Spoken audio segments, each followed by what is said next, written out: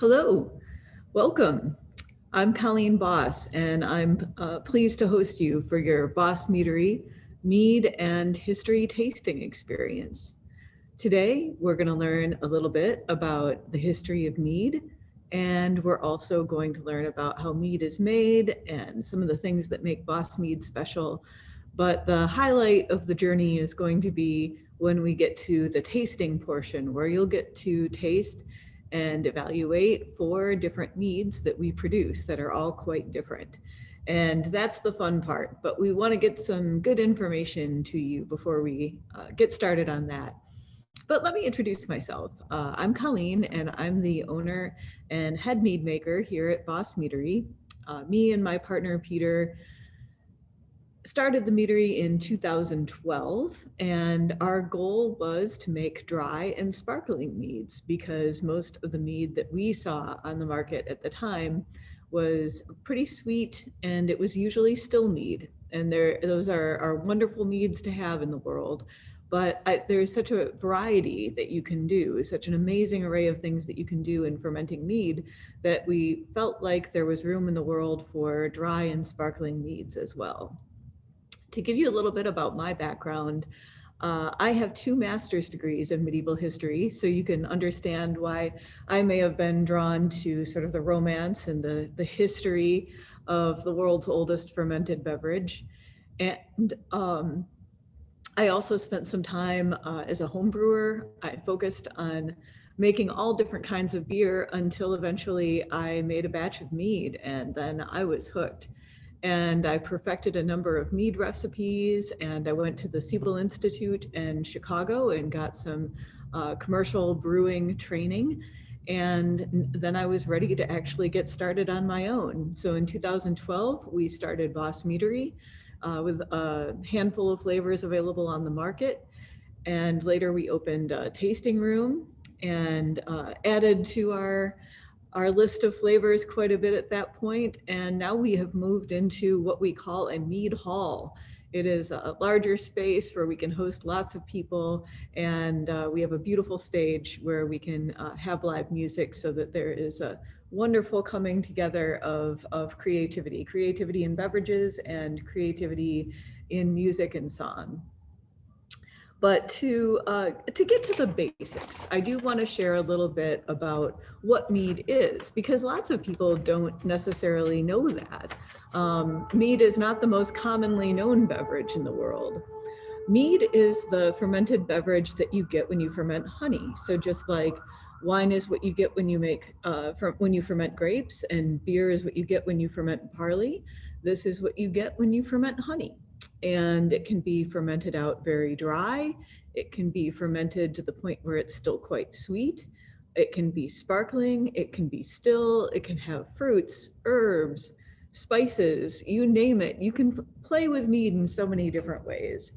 And that's something that I really enjoy about it. I feel like as an artist, you have a very wide palette that you get to choose from when you play around in the world of mead. And I'll talk about more of that, more of the individual ingredients later on. One thing that I did want to focus on, because I think this is an interest of a lot of people, is the history of mead. It is well established as the world's oldest fermented beverage. The earliest archaeological evidence goes back to 6000 BC in China. But of course, there are always those who will argue, because in fact, that very early archaeological evidence, that first batch that people look at, has both honey and grains in it. So there are people who will argue, no, there were grains in it, that makes it a beer. My thought would be, I don't think ancient people had a style book.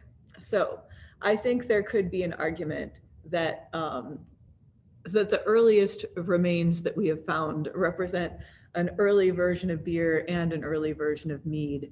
But mead definitely shows up more consistently the earliest on every continent in the world.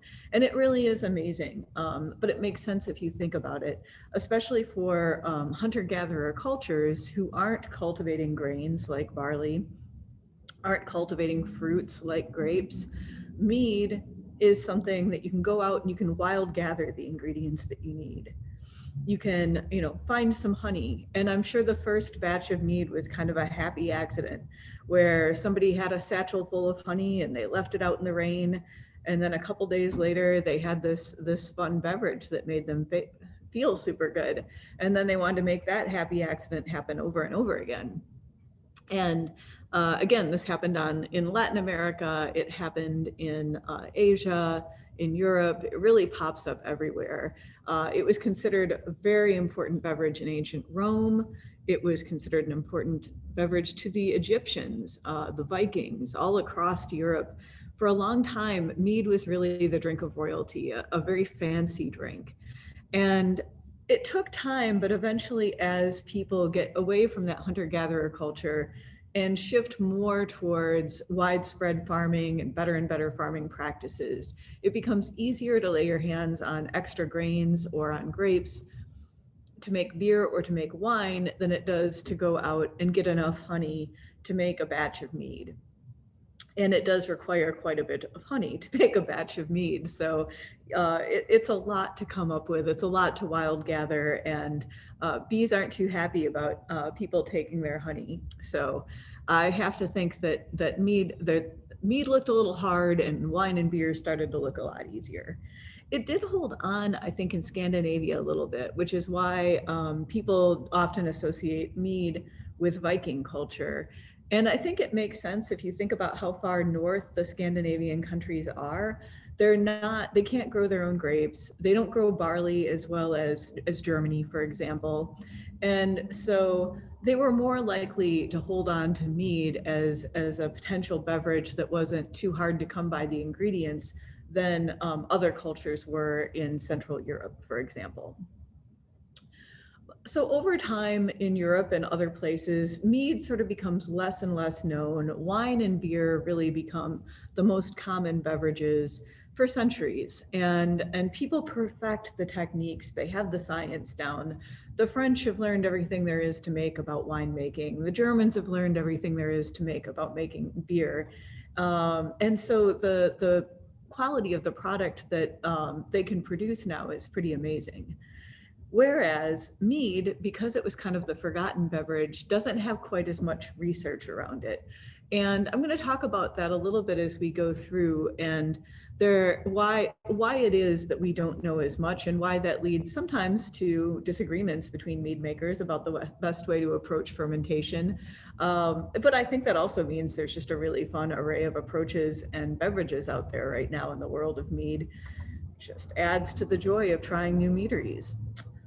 But 30 years ago, the craft beer revolution came to the United States. And as craft beer became more and more popular, there were also some side things that came out about that. People started to make more ciders. We got more craft cideries. We had more local distilleries. And along with that, eventually, a little bit later, people started to get excited about mead. And now we actually see a lot of meaderies cropping up around the country. When I started in 2012, I believe there were about 150 meaderies in the country. I think we're up to over 300 now, and lots of meaderies in planning. I talk to people all the time that are getting ready to open meaderies. So I think you're about to see the floodgates open on mead. So consider yourself learning about the history and also kind of on the cutting edge. So I'll probably sprinkle in a few more fun facts about mead history as we go through this, but that's kind of the big overview of it. And that kind of gives you grounding in the basics. So let's talk a little bit about the mead making process. At its simplest, you're just mixing up honey, water, and yeast and letting it ferment. And that's certainly how I started with mead. It was literally in my kitchen, just mixing those things up, pouring in champagne yeast and hoping for the best. And it wasn't bad because the fundamental flavors of mead are wonderful, but you can make it so much better than that if you apply a little bit of science to it. And that's kind of my thing, is I love the fact that mead has this long and storied history. I have fun with all the, Viking images and things like that. but I really think it's important to look at mead as a modern beverage. I know a lot of people who approach mead from the standpoint of trying to make it exactly the way the Vikings made it, just for example. And I think that's cool. And I think especially if that's your focus, and if you're, going to go to a Ren fair, or you're going to a game party and everybody's in costume, making something as much like the Vikings did as possible is a really, really wonderful goal. I think day in and day out, though, people don't try to make beer and wine the way the medieval people made them, for example. They've learned all this science about how to make beer and wine, and they apply it. And I like to do that with mead. So again, although I love that history, my focus is on modern mead, and that's why our slogan is Mead Made Modern. So we're trying to bring as much understanding about yeast microbiology and about good brewing practices and things like that we can, in order to make mead as good as possible. So I'm not trying to make mead that tastes just like the Vikings would have made it. I'm trying to make mead that's the best modern version of mead that it can be. So that's my point of view. And I wanted to say that because as I go through talking about how mead is made, I just want you to know that I have that perspective, and you may run into people who are really traditionalists, and that's a completely valid but different perspective. So one of the things that helped me along the way in my journey to mead making is that my partner, Peter, has an incredible passion for yeast microbiology. And so when we first started looking at how to make mead and how to make mead as well as possible, he started reading scientific papers about the fermentation of honey and what that looks like for yeast. And one of the things that was really interesting about that is that it's kind of counterintuitive. The main thing that yeast are on this planet to do, what they're built for, is fermenting sugars. However, most of the yeast strains that we have been used for centuries to ferment beer or to ferment wine. And the types of sugars in beer and wine are quite different from mead. And there are other types of nutrients in beer and wine that help feed the yeast that are very different from honey, from pure honey, and from doing a mead fermentation. And so it turns out the yeast actually need a little help along the way. The sort of incredibly dense wall of sugar that they are trying to ferment is actually a little bit overwhelming to them. And it puts sort of an unnecessary pressure on their cell walls and makes them sick. So they're more likely to produce hot fusel alcohols when they ferment the sugar and they're under that level of stress, rather than the nice, clean, fermented flavor that we're looking for. And those fusel alcohols will eventually kind of burn off if you let mead sit long enough, but you can drink it a lot faster if you help that fermentation along and keep your mead or your yeast happy. So that's what we try to do. It is not uncommon if you talk to someone who's a home mead maker that they'll tell you, well, I made a batch of mead and I'll probably be able to drink it in about a year. And that's because they're waiting for those hot fusel alcohols to kind of burn off, waiting for the mead to mature so it tastes the best that it can taste. And sometimes it takes a couple of years. And for me, I'll be honest, that meant that I probably couldn't keep my hands off the mead for the first 6 months, and I drank a lot of it before it was really at the point that it should have been. And we don't want to do that in a commercial meadery. We want to make mead that's good and that's drinkable right away.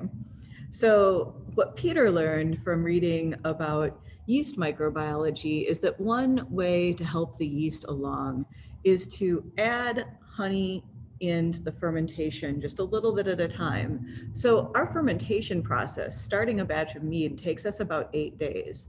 On day 1, we're putting in less than a quarter of the honey and more than a quarter of the water, and we're pitching the yeast. And on day 2, we're feeding the mead a bunch of nutrients, the kinds of things that would come naturally in beer, for example, sources of nitrogen and things like that. And on day 3, then we add in more honey and water, and we keep going through that cycle for 8 days until the whole batch of mead is finally together and the fermentation is going strong. And what's amazing about that is that instead of it taking months and months for the yeast to ferment the mead out perfectly, it's done actually in about 2 weeks. And I still take some time after that to let the yeast settle out and to infuse some flavors and filter it and things like that. But we can run a batch of mead in about 6 weeks at this point, and that's really wonderful. And it's crisp, it's tasty, it's got a clean fermentation, and you don't have to wait that year in order to enjoy your mead.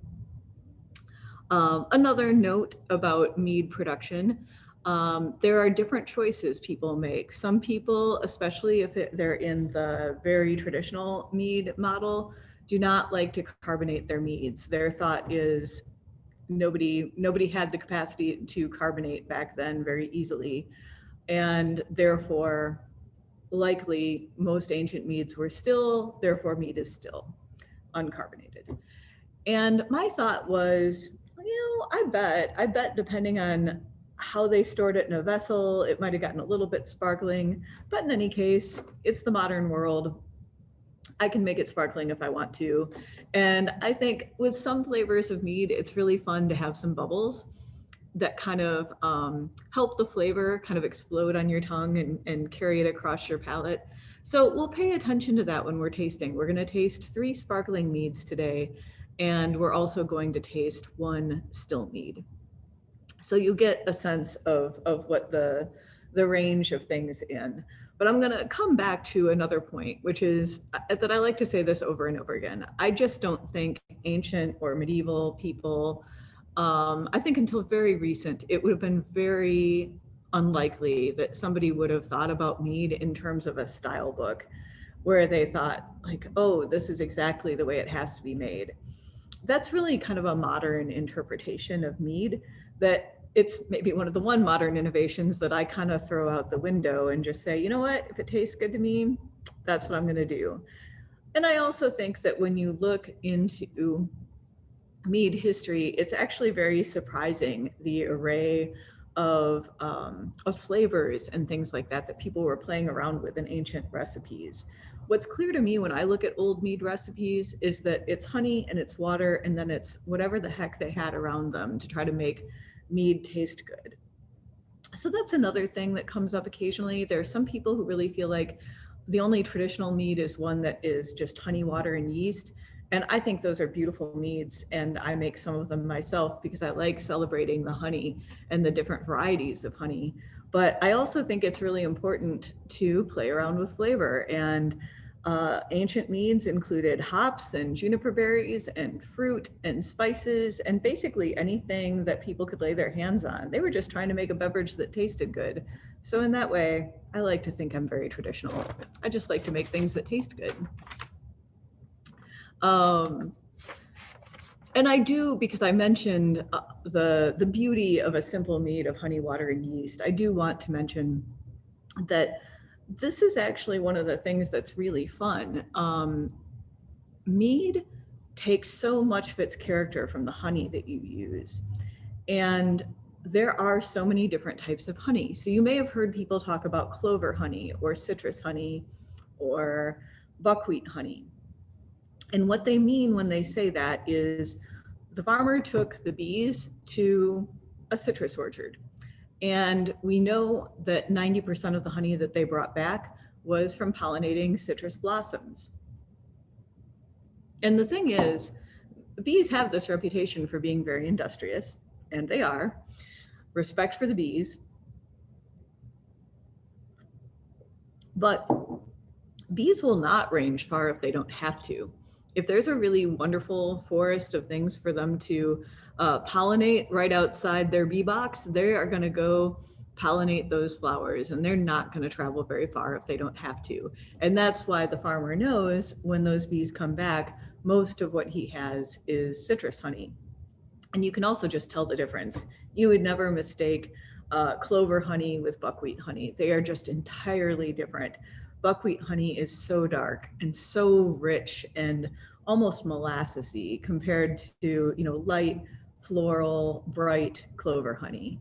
So these things get fermented and turn into completely different beverages, even though it's basically still just honey, water, and yeast that you're dealing with. And playing around with different varietals of mead is super fun. You're only going to experience wildflower honey today in today's tasting. We do make meads from other varietals, but today we're just focusing on wildflower honey. Wildflower honey is interesting as well because wildflower honey is really just the designation for any mead that is made where the farmer doesn't necessarily know what kind of plants the bees were pollinating. It often happens if people have their bees on the edge of a prairie or something like that, where it's going to go out, and in Wisconsin, it's probably pollinating everything from thistles to clover to goldenrod. Whatever's out there in that field, that's what the bees are bringing back. And it has a very floral character in Wisconsin. However, if you get wildflower honey and it's not from Wisconsin, it's going to reflect the landscape of the place that it's from. So for example, California wildflower honey is going to taste like citrus and rosemary, and it's going to have this entirely different quality. So that also is very fun. But we like to focus on Wisconsin flavors at Bos Meadery. So that's really our emphasis. We try to play around with almost entirely Wisconsin ingredients. We occasionally make exceptions just because flavor profiles are fun. But most of the time we try to get all of our honey from Wisconsin, and we get the majority of the other flavors that we use from Wisconsin as well. For example, you're going to taste today the Ace of Cascades, and we get our hops from Wisconsin, and the Hammer Smash Cherry, which is made from Door County cherries. So you may be familiar with the concept of farm to table eating. I'm personally a big fan of that. This is what we call field to glass drinking. It's basically the farm to table version of mead. And what we're trying to do is celebrate the flavors of the Wisconsin countryside. And that's what we're hoping is going to come through for you. So at this point, I think it makes sense to actually delve into our mead tasting. So I want to talk a little bit about that. The way that I like to approach mead tasting, and by the way, I am going to taste along with you guys, is I like to pour the mead into a clear glass of some kind. I don't think the shape is that critically important. I'm sure that there are those who will argue that a wine type glass or a goblet is going to bring a better nose. I think a little juice glass even would be fine. Whatever you have, I think the more important part is being able to see it. Just like you eat with your eyes, I think you drink with your eyes. So this is the Ace of Cascades. It's the one we're going to start with because it's got the lightest, most delicate flavors. And it's also got a very sort of light honey tone to it, which I would say maybe just the slightest tinge of green that may come from those nice botanical hops that we're using. And let me tell you a little bit more. So this mead is what we call a session mead. A lot of meads are around 12% alcohol. We decided to start making meads that were more like 6.5% alcohol, because a lot of our customers early on were craft beer drinkers. Craft beer drinkers are very adventurous, so they'll try lots of different things. And we would have people come into our tasting room and really like the mead and toss back like 3 right away. And it was like, oh, fella, that's 12%. I think you're going to be surprised how that hits you. And then we started to realize, maybe what we should do is make some session meads, something that's 6.5%, a little bit closer to a typical craft beer, so that people can sit down and enjoy a whole bottle, or enjoy their whole glass quickly and not find themselves in trouble with the amount of alcohol they've gotten in their system. So this mead is 6.5%. It is just wildflower honey, water, and yeast fermented out. And then we add some local Wisconsin hops. We actually use Willamette and, why am I blanking on that? Cascade. Willamette and Cascade hops. Those are traditionally northwest Pacific hops, but we are actually able to get them from a farm here in Wisconsin. They probably have a slightly different character, but the spirit of them is very similar. And we're happy to be able to use a Wisconsin product. Now, the key thing to know about the hops in this mead, and at this point, I recommend you take a sip.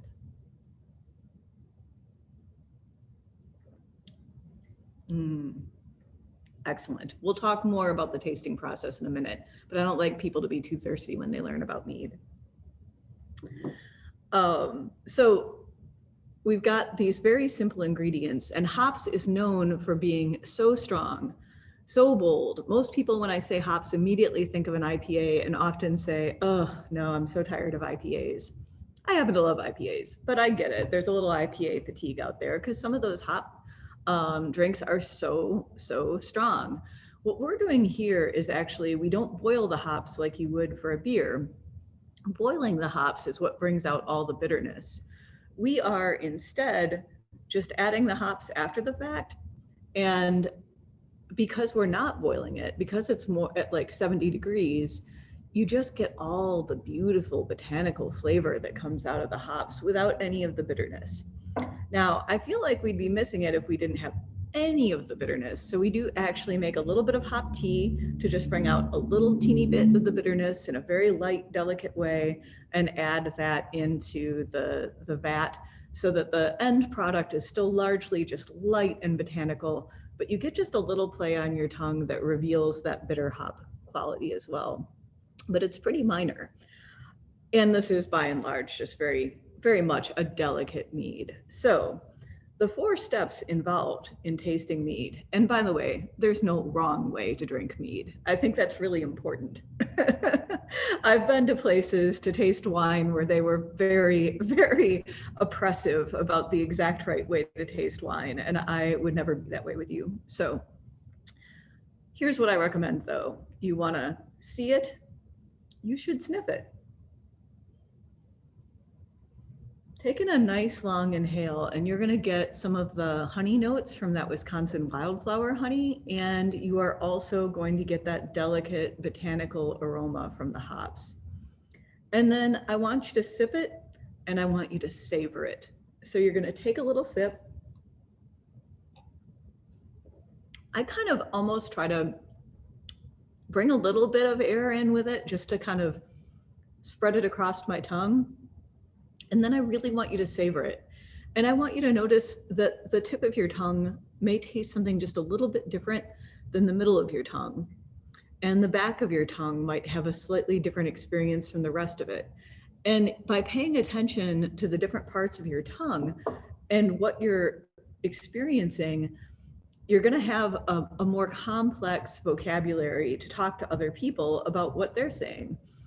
And the only reason that that's important is that sometimes people will disagree. I love this one. I don't love this one. And it's nice to be able to, as friends and family, to be able to say, well, what did you like? I mean, did you like the first sip, or, did it start to go wrong later? Is it an aftertaste in the back of your throat?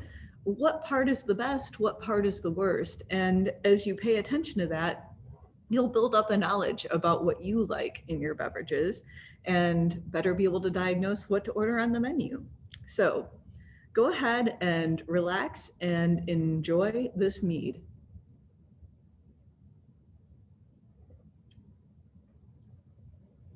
And while you're doing that, I'll just mention a couple of other things. The Ace of Cascades is what I call a petulant mead. So it's carbonated, but it's carbonated very lightly.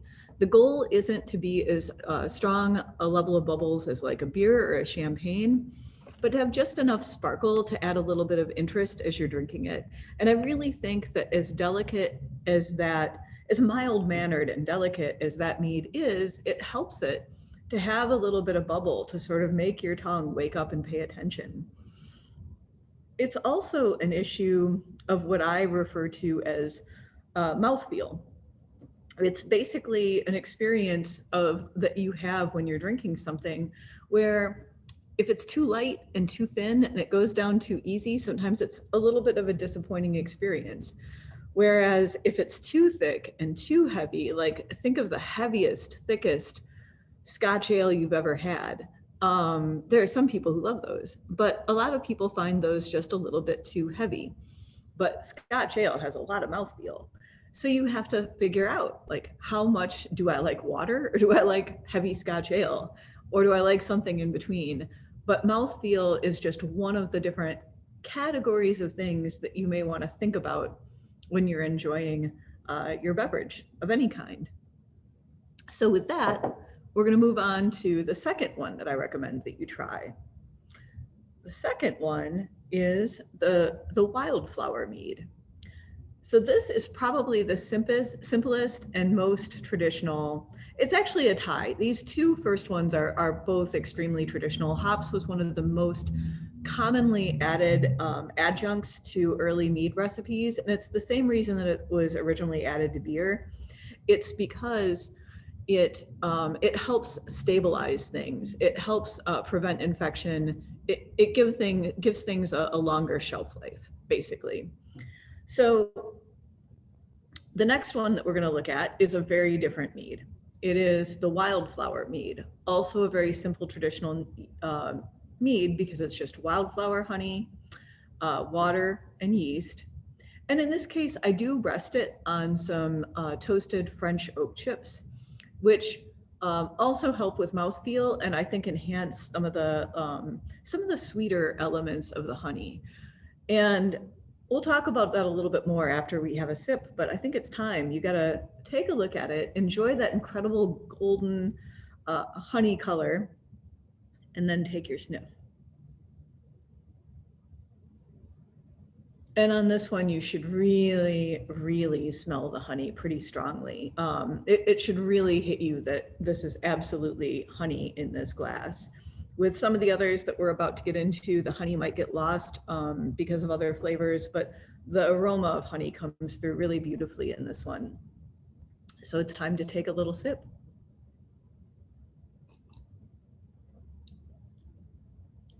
Now, I think what you're going to notice right away is that this is also a stronger mead. This one is 12% alcohol. So it's a bit stronger than the Ace of Cascades. This is more of a full strength versus the session strength. It's 12% alcohol. And I think the other thing that you'll notice right away is that it's not carbonated. This one is completely still. And I think in part because I didn't want to fight that pure honey aroma. And this is really, although it's so simple, it really stands up on its own. And it is backed up just a little bit by those oak chips, which sort of take some of the sweet, sort of honey, I want to say almost toasted marshmallow kind of flavors that would come out of this mead normally. And it just amps them up a little bit.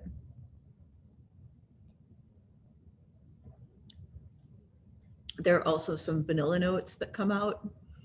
And right now, what I would recommend is maybe pause this and talk to your companion or companions about what you're tasting in this mead. Because what I hate to do is tell people what they're tasting. The important thing is that you get to think about it and you get to savor it and you get to decide what your vocabulary is, whether you like it or don't like it, and how you're experiencing it across your tongue. I'll tell you what I experience, but the important part is what you experience.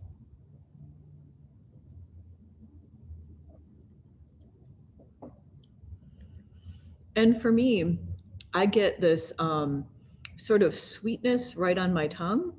And then I experience the oakiness and some of the sweetness that draws out of the honey in its own particular way in the center of my palate. And then I just get warm happiness at the back of my throat. So with that, when you are ready, you should press pause if you want to break. If not, keep going. And we are going to try the Hammer Smash Cherry. This is hands down our bestseller. You're going to notice it's got this beautiful rosy color from the Door County cherries. This is also a 6.5% mead, so it's another session mead. And you might notice too that our two session meads are named after heavy metal songs. The Ace of Cascades is in honor of Motorhead, and, and their song, The Ace of Spades. We're big metalheads here as well as medieval history fans. And The Hammer Smash Cherry is named after a Cannibal Corpse song called Hammer Smashed Face. I can't believe I just said this in online, but in any case, people usually figure it out anyway. So this is hands down our bestseller. People love it. It is the 6.5% mead based in wildflower honey, and then we infuse cherries into it. And we put a lot of cherries into it. It's probably worth at this moment, actually take a sip, because you should, again, not be thirsty when I'm talking.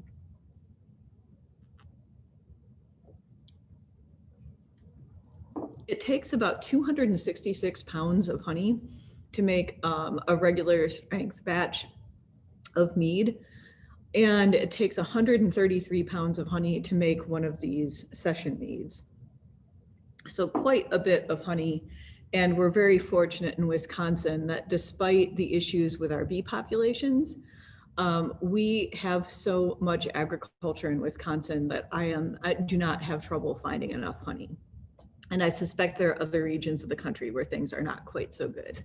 So pollinators are doing okay in Wisconsin. But we are so fortunate that we live in a state that has Door County, and they're beautiful cherries available to us. So we are able to get these in from Seacrest Farms in Door County, and they're lovely to work with, and the quality of their fruit is beautiful. And we take these cherries and we put them in, it's about 100 pounds of cherries, and we add them in after the fermentation is complete. And there are two schools of thought on how to add fruit into a mead. Some of the best mead makers in the country really prefer to put it in during the fermentation, because what they want is that flavor of fermented cherry to come through in their finished product. What I'm trying to do, especially because this is a session mead and it's very light, kind of a light, playful drink, I like to put the fruit in the secondary. After the fermentation is complete, when I'm just letting the mead rest and clarify, that's when I add those cherries in. And the reason for that is that they aren't going to ferment. They're just going to impart this beautiful color and beautiful flavor, and they're not going to be fermented. And I prefer the flavor of fresh cherries to fermented cherries. So that's kind of the process with that. So to be more formal about it, I want you to look at it, see the beautiful rosy color, take your sip.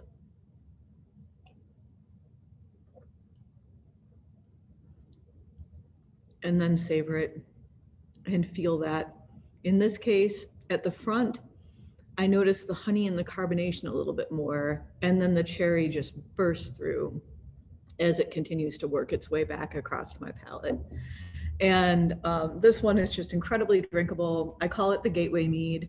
If you get done with this tasting and you're trying to think which mead to get for your mom or something like that, I recommend the cherry mead, because it's just very approachable and very likable, and people come back to it over and over again.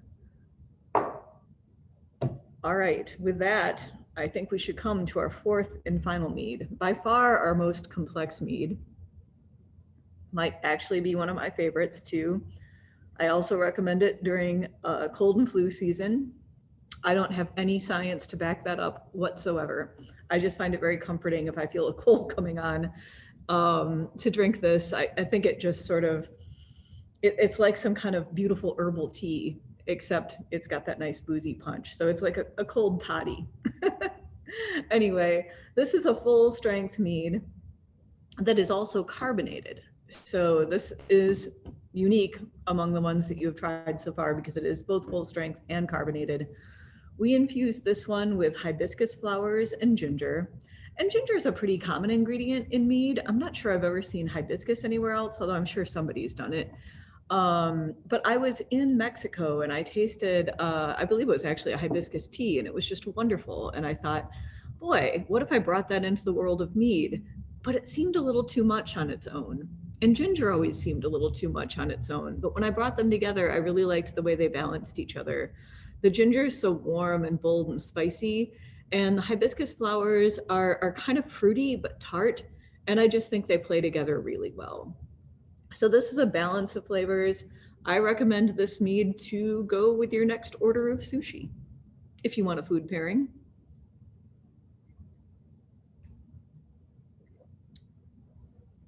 To be formal about it though, notice the sort of, I'm going to call it a reddish orange color. I think it's the hibiscus flowers kind of blending with the honey.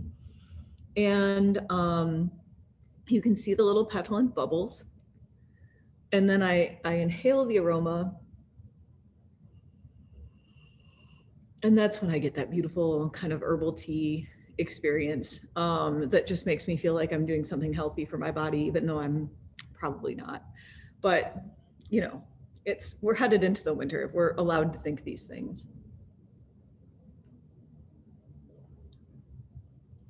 And then I savor it, and I come back to that one over and over again. That is admittedly one of my all-time favorites, but they're all my children. I love them all. So with that, I believe that you have a pretty good sense of the history of mead. You have quite a bit of information and science behind why we make mead the way we do. You've gotten some of my takes on how to go through your tasting process. And I'm just going to share with you now a little bit about the future of mead. I think the future of mead is only going to get more interesting. I think because there are so many new meaderies opening, and we are really all collaborating online together, sharing all the information we have about filtration, about yeast management, nutrition. I think mead is just going to get better and better in the United States of America. You're going to have more and more places that you can go and try different kinds of meads that are made really beautifully well. In the past, I would so frequently at beer festivals and things like that talk to people who said, oh yeah, my uncle used to make mead. I didn't like it at all. I never want to try it again. And I would sort of beg them to try Hammer Smash Cherry. And then they would go, oh my gosh, this is completely different than my uncle's mead. And it's true. It's because we have learned so much about how to make good mead. And we just need to get the information out there, because I think if everybody made good mead, everybody would like mead and everybody would want to drink mead. And that's already starting to happen to some extent. Out in California, I don't even know, there's something like 32 meaderies just in the San Diego area. And there's just tons of meaderies on the West Coast. And they're very popular, and you are much more likely to go to a restaurant in San Francisco and find mead on your menu than you are right now in the Midwest, although it's changing even in the Midwest. We have some local places here in Madison, Wisconsin that do have mead on their menus. And not just because I called and told them that would make me really happy if they had it. A lot of them have just spontaneously heard about mead and started going that direction. So mead is getting traction. So the future of mead is that you're going to see it more often. And I think the science of mead is going to continue to develop. As I said earlier, the French and the Germans have learned everything there is to know, I think, about making wine and making beer, but not as much is known about mead fermentations. They're a little bit of a black box. There's some early research out there, but not anywhere near the body of information that we have for other kinds of beverages. But the University of California, Davis is making a big investment through their Honey and Pollination Institute in understanding mead making better and looking at the science of mead, and they're making leaps and bounds. And I believe that information is going to come out further and further over time. In terms of us personally, we just moved to a new production facility that is a bit larger. We are probably going to have a pretty quiet winter, but next spring we're hoping to start bringing out some of the seasonal favorites that we had to kind of scale back while we were moving production. So our full lineup of meads will get back, and then we'll also do what we love to do and what we always used to do in the previous production facility, which is lots of creative experiments and different flavors that may never get bottled, but are like one-time things you can come and enjoy in our tasting room. So that's kind of been a little bit quieter for us this summer, and it probably will continue to be that way this winter. But next spring, we're hoping to be back to experimenting with all the strange flavors that we are known for playing around with. And we'll continue to do more and more of that. And of course, hopefully be reopened next spring when life is back to a little bit more normal, and we'll be hosting lots of live music here at Bos Mead. And we hope that we'll see you down there then. But until then, I hope that this was a good way to pass a winter afternoon with your household or your friends. Take care.